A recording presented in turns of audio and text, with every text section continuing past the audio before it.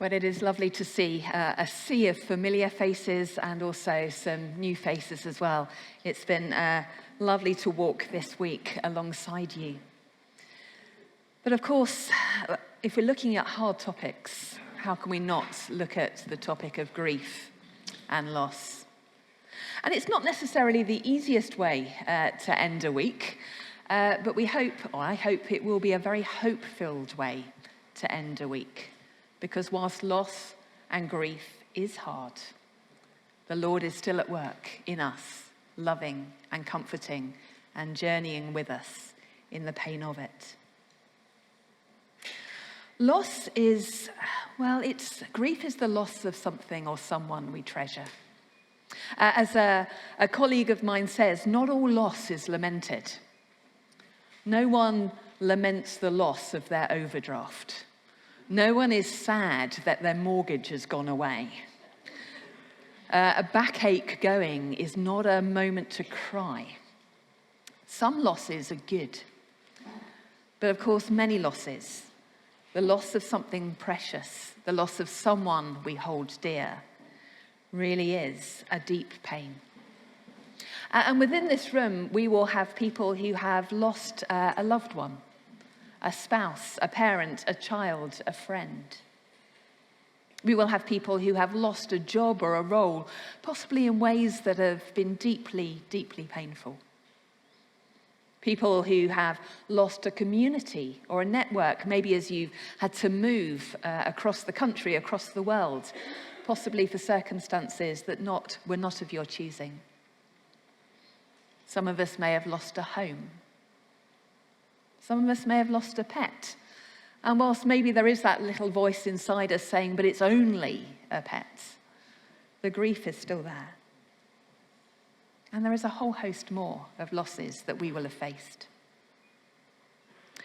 This morning, we will be focusing on the loss of bereavement, but everything we say will be applicable to all those other kinds of losses as well. Everything we say can be transferred into even the loss of understanding somebody as they have changed through illness, through deterioration of a condition they have. But we're talking mainly about the loss of a precious person. And we'll be acknowledging that loss hurts, grief hurts, because it is not as we were designed to live. Genesis 1 and 2, there was no grief because there was no loss. We were designed for eternity. And of course, in Revelation 21 and 22, we will circle back to that time where there is no more loss, where there is just life and joy, praising around the throne. But at the moment, we're not in those bookends. At the moment, we are in the middle. Post-Genesis 3, post the fall, where death and decay is a part and parcel of our life, a deeply painful part of our life. On one level, we expect it, don't we? We know that at some point in our life we're going to experience loss. And yet, we are never really prepared. It always hurts. It cuts deeply. But one thing I think we want to get our head around right at the start of this seminar is that the grief we feel, that overwhelming, painful grief, is not the enemy. Death is the enemy. Grief is the completely reasonable, completely rational, completely right response to the presence of death, which is wrong, which has no place here, which one day will go. Why do I start there? Because I think a lot of us, when we're grieving, we just want the feelings to go away. We don't want to feel this bad anymore. But actually what we need is for death to go away. And one day it will. But while death is here, grieving is right. It's painful, and there are ways of navigating it, and we'll look at those in just a little while. But dodging grief isn't going to help us. Grief is the right response. And so what we're going to look at today is not how to avoid grief or to run away from it, but how to engage with it with our eyes on Christ in ways that are healthy and wholesome, godly and wise. It's a short seminar. We're not going to be looking at the particularly complex areas of grief that I know some of you may be facing. But at the start, I also just wanted to acknowledge that they're there. For some of us, there has been an untimely loss. The loss of a child. The loss that just doesn't seem right on any level. A loss of someone in their late 90s is deeply painful, but there is almost an expectedness. But someone of a miscarriage, a stillbirth, someone that is 5, 10, 15. It's out of season. It's out of time. It's not what we expect, even in this fallen world. Some of us may have experienced a violent loss, had a relative in the forces, or someone that has been a victim of crime. For some of us, there has been maybe an ambiguous loss. A loss, well, we've seen recently in the news, haven't we, of a missing person that took a long time to find. There's that period of not knowing. Are they with us? Are they not? There's a loss, but not a definite loss. For others, there's a complex loss. That might be something along the lines of the death of someone that has been abusive to us. On one level, there is a sense of relief that they are gone. On another level, a deep pain because we still love them. Part of us in our hearts still wanted them. There's a complexity there. There's repeated loss. Some of us will know the pain of repeated miscarriages. Some of us will know what it's like to lose a number of family members quite shortly after each other. Some of us maybe have experienced something like a refugee experience, losing family, losing home, losing status, losing culture. One thing after another. And we can't look at the complexity of those things today. There just isn't time. But if you are in that place, please know that you are seen and you are heard. And what we are going to do today, I hope, will be a small contribution to helping you walk that path. But please do speak with those near you if you need more. But let's do some talking together, and we'll do a bit of feedback from the floor as well, so a microphone will be coming round.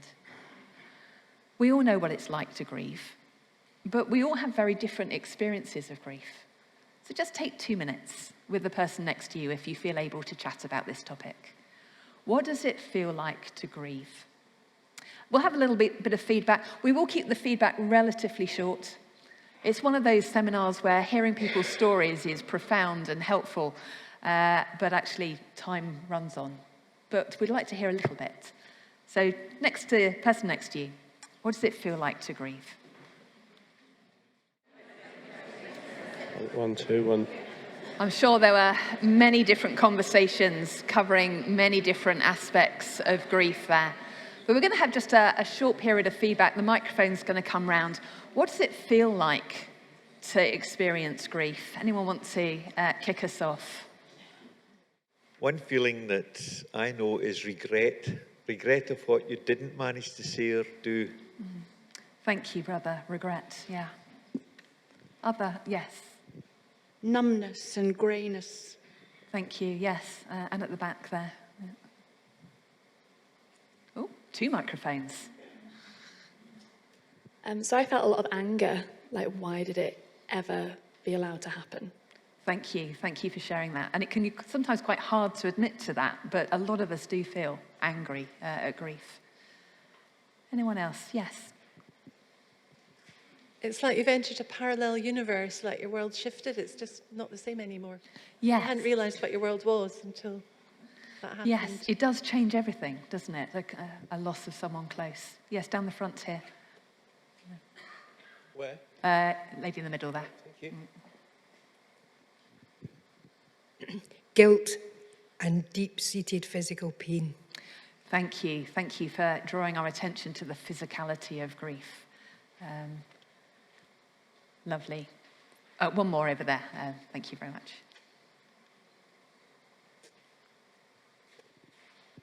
Unpredictable, about the moment you think you've conquered a little bit of it. It comes back in waves at unbelievable times. Yes, thank you.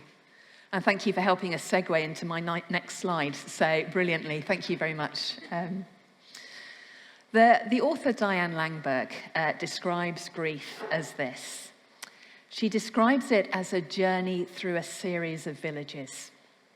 And I love that imagery because there is a journeying sense to it. But unlike some descriptions of the grief process, it's not linear.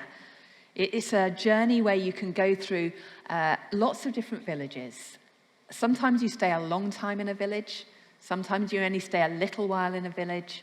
Sometimes you circle back to that same village time and time again. It's a journey, but not a linear one, a slow one, a long one. And along the way, you stop off at villages like longing. I just wish things could be different. If only I could turn back time. I wish I could have said something different. You stop off in anguish, that unspeakable, overwhelming pain. There are no real words to describe it, just an outpouring, a scream, maybe a silent scream of the pain that is being felt. The anger that has been mentioned, sometimes anger at God. How could he possibly?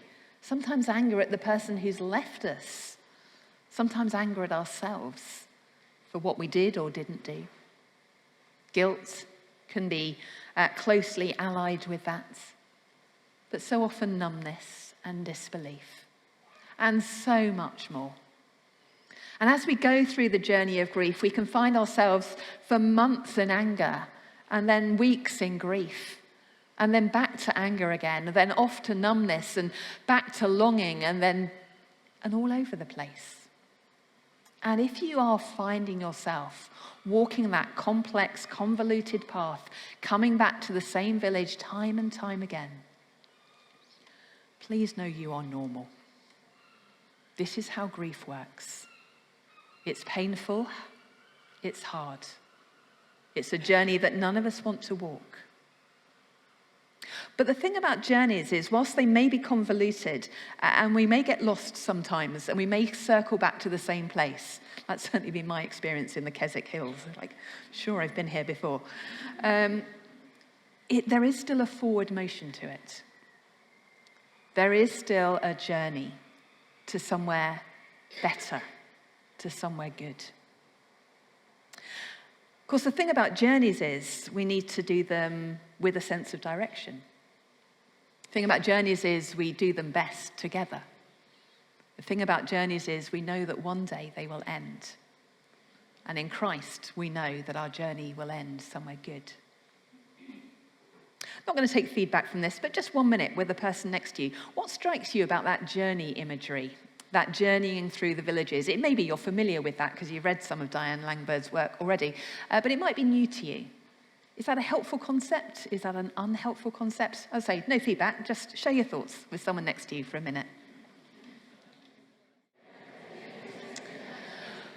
Well, as Christians, one thing that can bring some comfort on our journey of grief, painful though it is that Jesus walked that journey himself. We're not trying to break new ground where Jesus has not been. He has walked that path.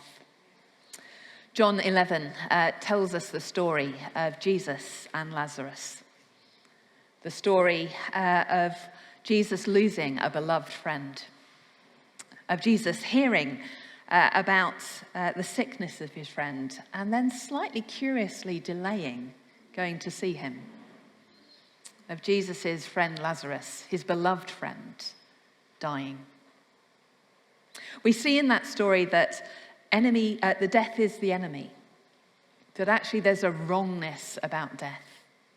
You actually see in some of Jesus' words a real anger with death.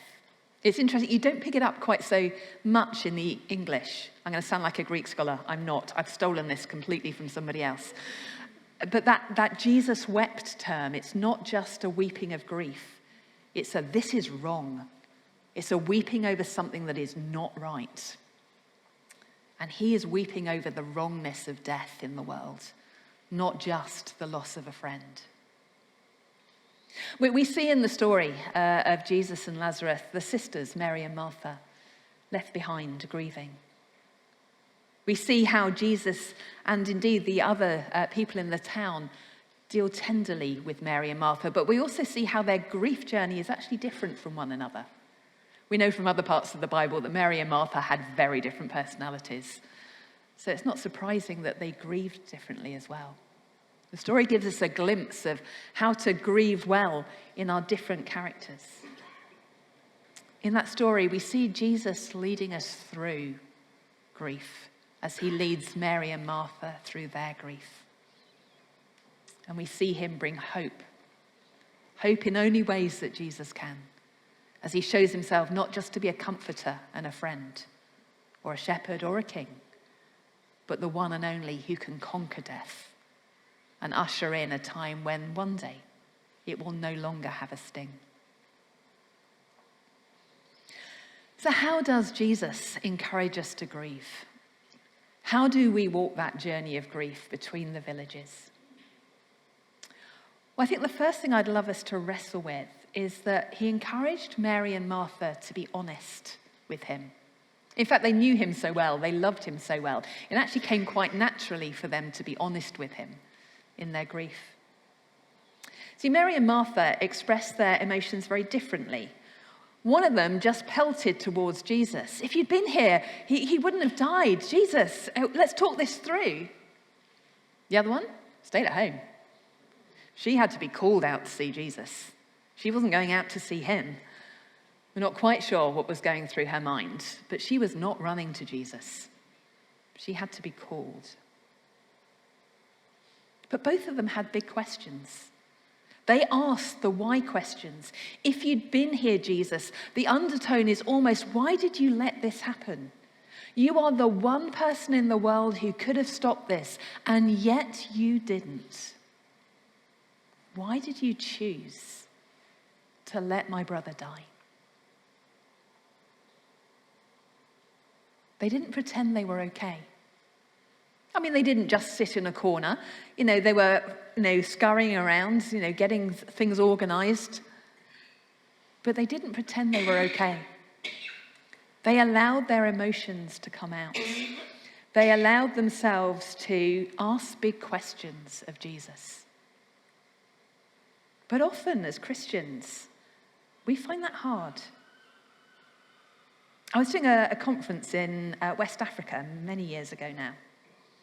And I was talking about the loss of my parents. My parents died very close together. My father died in hospital. My mother died of a heart attack as we were getting ready for his funeral. It was not a week I would ever wish to relive. But I was telling this conference about how I desired to have my eyes on Christ and to persevere through and to know that he is good and to trust him, all of which is true. And then someone came up to me afterwards and said, Helen, I want to grieve like you, just praising God and not feeling sad.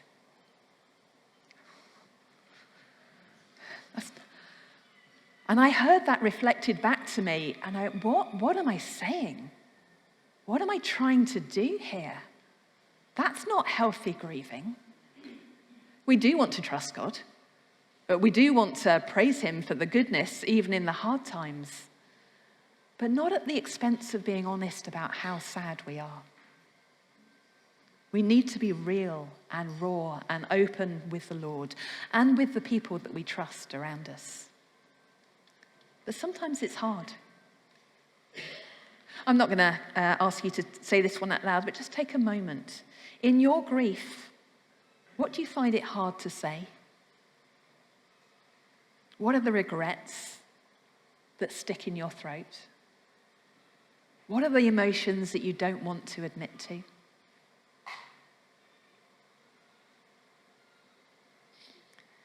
When my parents died, because my dad's death was very medically controlled, we were able to say all the things we wanted to say to him.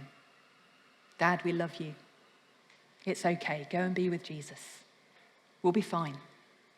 It's safe to go. My mum's death was rather less expected. My final words to my mum, the thing that I wanted to tell everyone in my friendship circle that I regretted at that period, but I didn't have the courage to say. My final words to my mum weren't what I said to my dad. It wasn't, I love you, go and be with Jesus, we'll be okay. My final words to my mum were, oh, Mum, not today. Which in retrospect, she would have found hilarious. So I'm not entirely worried about that anymore.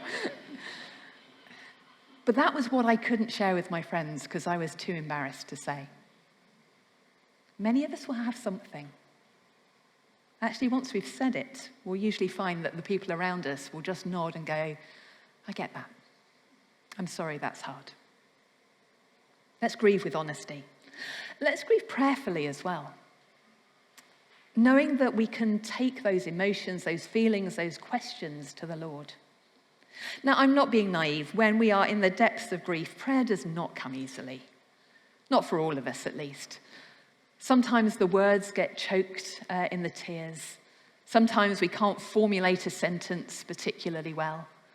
Sometimes we just are so tired that we can't quite concentrate at all. The Lord, as we were looking at yesterday, loves to hear our voice though, and short prayers are fine. There is no prize for a long prayer. Just getting out the odd sentence here and there. Using set prayers. I don't go to a church that's particularly liturgical, but actually, the Anglican Church, the Presbyterian Church, other churches like that maybe some of you are here involved with, will have set prayers for grieving. Use them. Allow them to give life to your own words and thoughts. They're not that hard to find. Pray prayers from the heart. Ask the Lord why. Ask the Lord what the purpose of that was. He may not give you an answer, but he doesn't mind you asking. It's relationship building. Lament. Cry. Pour out your heart to the Lord, knowing that his comforting arms are around you as you weep. And pray prayers about the future. Not just, I wish the past were different, but Lord, lead me. Lead me into the future. We want to grieve in community as well. Grieve alongside others that know how to grieve, that are grieving even if they don't know how. One thing that strikes me about that Mary and Martha, that Jesus and Lazarus story, is how many people came to Mary and Martha in their time of grief. And part of that is culture, I know. 21st century Britain is much more individualistic than first century where Jesus walked. But actually, they came and they wept with Mary and Martha. They were with them. And that will look different for us. But actually, we do need people around us. Jesus came as well. They wailed together. They spoke together. They walked together. There was community there. When Job lost so much, his friends came. His friends were useless on one level. But on another level, for those first few days, they just sat with him. And that was beautiful. We don't need to have the right words to say. We don't need to have that kind of knockout sentence that will make everything better for our friends. Most of us won't even remember the conversations in the first few days after a loss. But we remember people's presence. We remember who came. And the small acts of kindness, they absolutely make a difference. I remember at my mum's funeral, it was the same funeral team that did both funerals. And on that second funeral, they went through the usual routine of bringing in the coffin and turning around and leaving. And the head funeral director stopped, turned round and went back up to the coffin. I thought, what's gone wrong? And he just quietly lifted an arm, plucked out a yellow rose, wandered over to me and quietly whispered, "Never forget you're loved," and walked out of my life. I'm not sure I will ever see him again. I will never forget that moment. It wasn't something that you needed lots of training for. It was a simple act of kindness in the middle of grief. We can be that in community together. Again, no feedback on this, but why don't you take a couple of minutes to chat to the person next to you? If you're not in the depths of grief yourself at the moment, how can you move towards those who are? Even if you are in the depths of grief, is there a little way you can move towards others? If you are grieving, but are grieving maybe alone, what steps can you take to invite other people into that grieving process so that you are known and you can weep with those who weep? Just a minute and a half with the people next to you. I know there is a slight irony in encouraging you to talk about community and then stopping you talking to each other, but I'm going to bring you back. We do need each other when we're grieving. None of us are designed to walk the path of grief alone. And I know some of us have more ready-made people to walk alongside us than others. But for all of us, let's do what we can. We know that the Lord is with us to find others to walk alongside us as well. We've touched on this, but I did want to just reinforce this, that actually we grieve by crying as well. Crying is entirely appropriate response to death. It's a Christ-like response to death. Now, we don't always have the tears at the surface. Sometimes they take a while to come. That's okay. People cry at different paces. But let's remember one thing, that tears are not a weakness.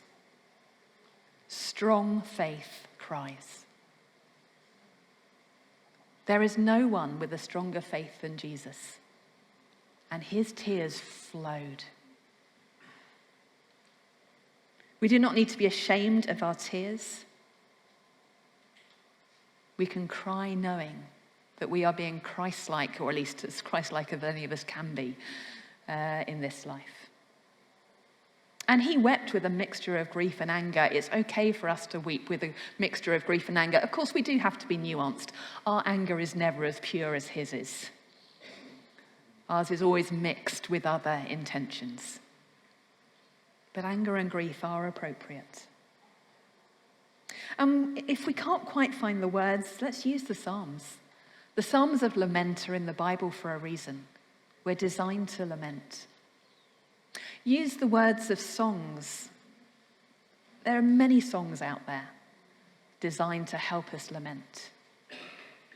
For me, sometimes I just find watching a sad film will help unlock the tears just a little bit. When they're kind of stuck because I'm rushing around doing other things and I know I've been pushing them down a bit. Just giving myself the space and the context to be somewhere sad helps the tears to flow. But we also want to grieve with hope, because we're Christians and Jesus does give us hope. Now that hope is going to look very different depending on who we have lost. Sometimes, and praise God for this, sometimes we have the hope of knowing that our loved one is with Christ. And that is a beautiful hope. Sometimes we can utter the word, better for them. Hard for us, but better for them. Sometimes we have the hope that maybe they did make a decision about their eternal destiny just before they died. We don't always know that. And we don't want to overpromise. But actually, whilst there is breath in someone's body, there is an opportunity to make a decision. For the thief hanging on the cross, he chose to follow Jesus just moments before he died. There is the possibility of that for those that we love. For others of us, we don't have that certainty. For others of us, the possibility of that does seem very small. And there's an additional pain to lament there. But actually, even there is still hope. There is the hope that the Lord will sustain us through our grief, because he is the God of all comfort. He doesn't go, oh my goodness me, you've fallen apart a bit, haven't you? I'm off. He is the God of comfort. He lavishes comfort on his children. He is not put off by our tears.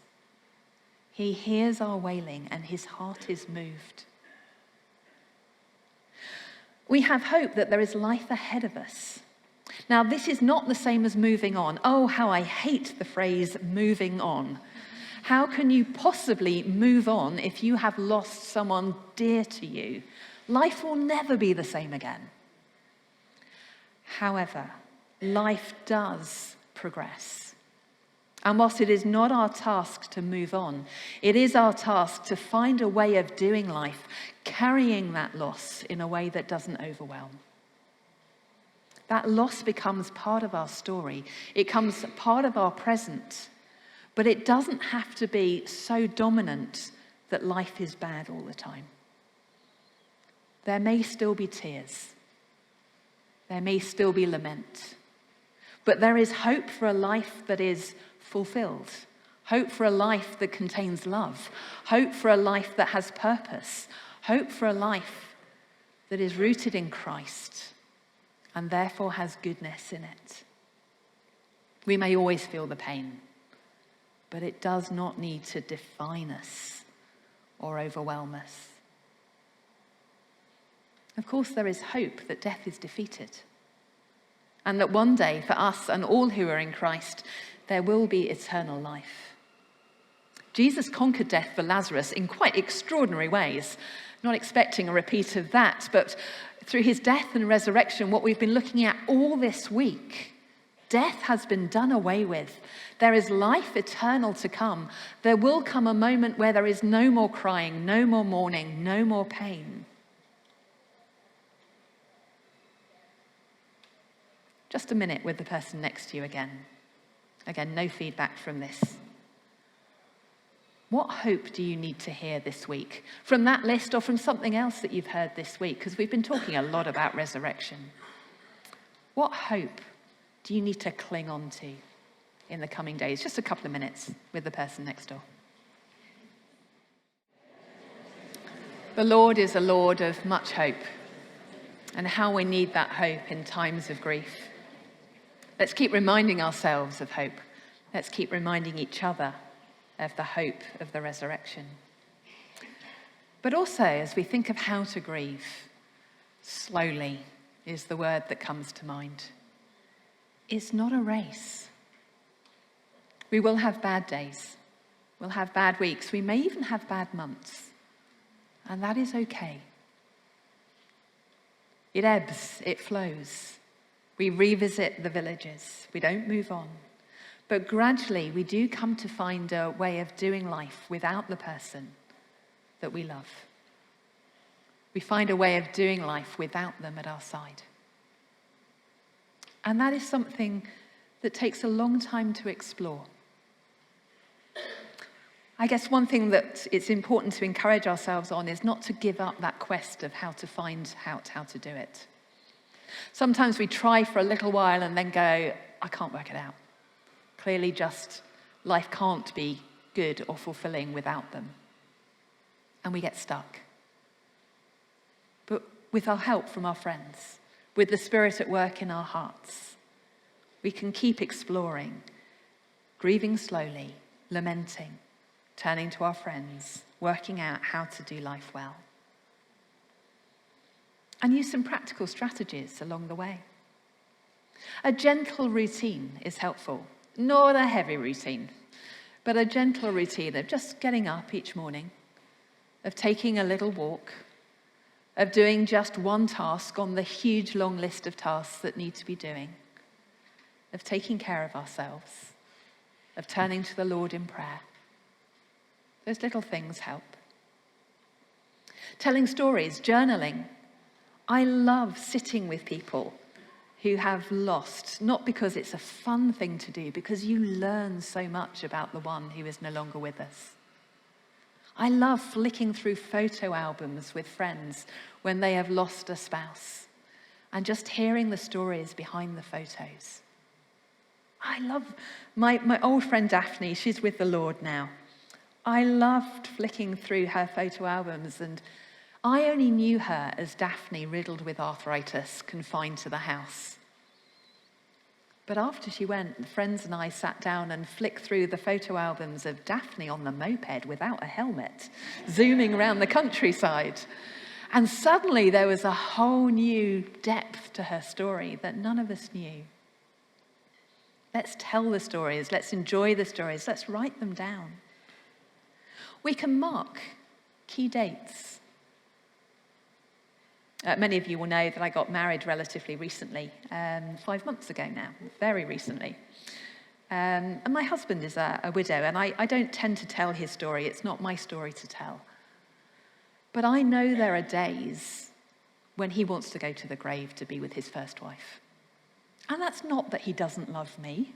He loves me to bits.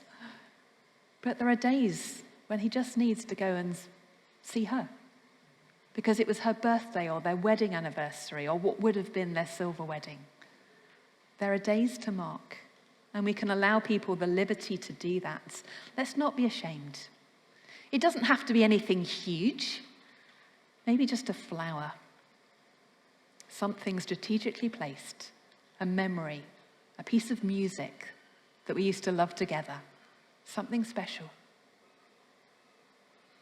We can look after our bodies. Eating is hard. And I know that within the church, we like to take round big meals when people are struggling. My experience of receiving big meals in times of grief is the foxes got really fat that year. Let's get in the habit of taking round bowls of soup. Wholesome, well-made, tasty, not very filling, easy to slip down, just pop in the microwave. We can help each other eat well, but let's not pretend we're going to be eating lots when we're grieving. We can give and receive help for paperwork. I mean, the paperwork after a loved one has gone to glory is just extraordinary. And I consider myself a relatively literate and articulate human being, but sometimes I read these sentences in these forms and go, I know every word in that sentence, but you put them in that order, and I've not got a clue what they mean. We can help each other out with those things. Counselling, bereavement support, peer support groups in the church can all be lovely. I thought I'd throw it open. If the microphones are around again, that would be quite handy. If anyone has got any tips of what has been helpful to them as they've been grieving. It doesn't have to be something big and impressive. But what has helped you in your times of grief? Something that you might share with others around. Does anyone have anything that they feel would be useful to pass on? Yes, at the front down here. Thank you. A friend said to me, just take it a day at a time, and if that's too much, half a day at a time. And that was really helpful, just half a day. Thank you. It's that slow pace, just one tiny step, isn't it? Doing what we can. Thank you. Yes, at the back, right at the back. When my granddad died, I had some very close friends offer to come and help look after my young children so I could focus on my grief at the funeral. So they were still there with my close friends, but not my responsibility for that time. Thank you. The importance of community and just doing life together in times of grief. Yes, at the front there. My father died early in the morning of January the 1st. And by the time I settled my mother and went back, Helen and I went back to our house, our friends up the road were having a party. We knew that, a New Year's party. I went up to the party.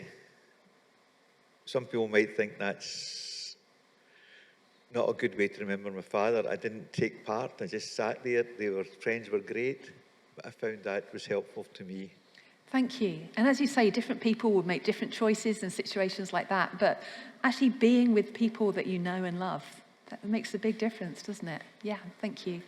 When my daughter was dying, her best friend promised her that she would remember me on my birthday each year.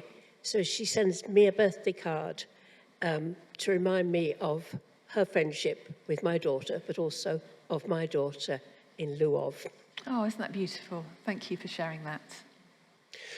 Yeah, I lost my mum and dad 2 summers ago, 7 weeks apart. and I grieved in the normal way, shall we say.